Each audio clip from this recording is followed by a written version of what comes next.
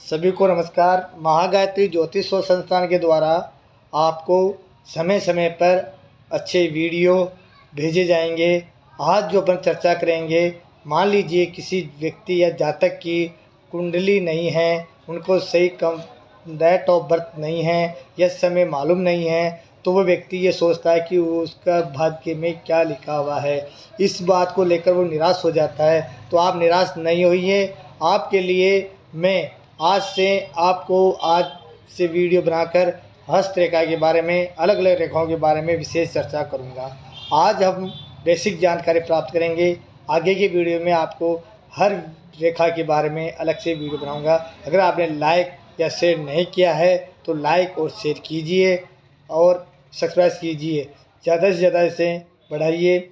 आज अब बात करते हैं हाथ के बारे में। हाथ में जैसे कुंडली में 12 भाव होते हैं, वैसे ही हाथ में भी 12 भाव होते हैं। 12 भाव में 9 ग्रह बैठे रहते हैं। उनकी उच्च नीच दृष्टि कैसे रहेगा, हाथ से लगन पर्सनल कुंडली ये देखा जाता है। हाथों के द्वारा ही हम उसकी व्यक्ति की वर्तमान स्थिति या उसकी डेट ऑफ बर्थ भी निकाल सकते हैं। आज 9 ग्रह के बारे में बात करेंगे। प्रथम जो हाथ देखा जाता है, इस हाथ में प्रथम जो तर्जनी अंगुली होती है, उसके नीचे गुरु का स्थान होता है, यानी गुरु पर्वत भी बोलते हैं। जिसके जस्ट पास में मध्यमा होती है, जो शनि पर्वत के नाम से जानी जाती है। जस्ट पास में जो होती है वह अनामिका होती है, जो सूर्य पर्वत के नाम से जाती है। इसके पास में कनिष्ठा होती है। कनिष्ठा के पास में बुध पर्वत को माना जाता है। इसके साथ ही यहाँ पर उच्च मंगल, चंद्रमा, निम्न मंगल, पास में शुक्र का स्थान, उच्च शुक्र, मध्यम शुक्र, निम्न शुक्र, राहु, केतु, ये 9 ग्रह यहाँ पर विद्यमान है। इसके साथ साथ आपको जीवन के संबंध में विशेष जानकारी, ये जो रेखा तर्जनी अंगुली से निकलकर कनिष्ठा के पास जा रही है या अनामिका के पास जा रही है, तो इसे हम हृदय रेखा कहते हैं। हृदय रेखा व्यक्ति के स्वास्थ्य के बारे में चर्चा करेंगे। जो तर्जनी और अंगूठे के मूल में से या निम्न पर्वत से निकलती है, मूल में से निकलती है, मूल में से जो ये आकार की रेखा बन रही है, दोहरी भी होती है, कहीं दोहरी भी होती है, इसे जीवन रेखा बोलते हैं। और जीवन रेखा के सटीक या थोड़ा ऊपर से अगर कोई रेखा निकलती है तो इसे हम मस्तिष्क रेखा बोलते हैं।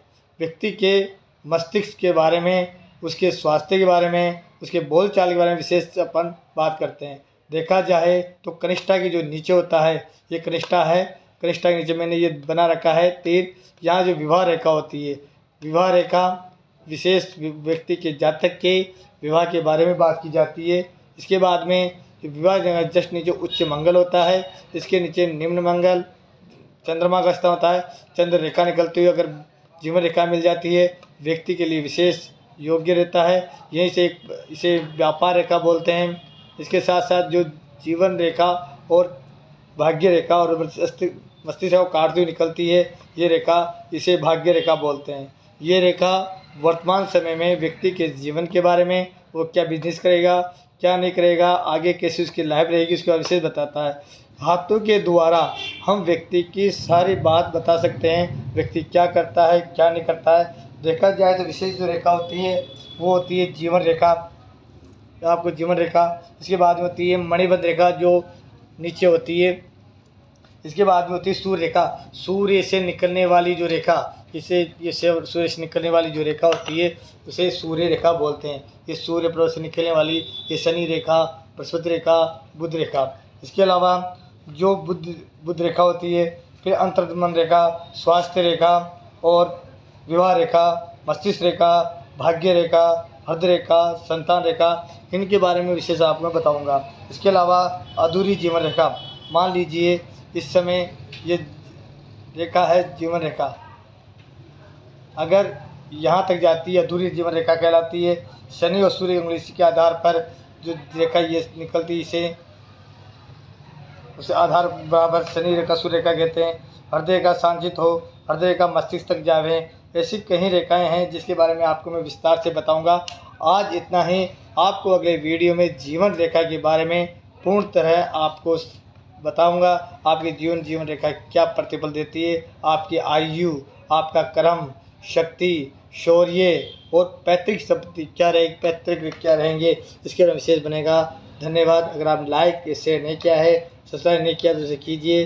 धन्यवाद।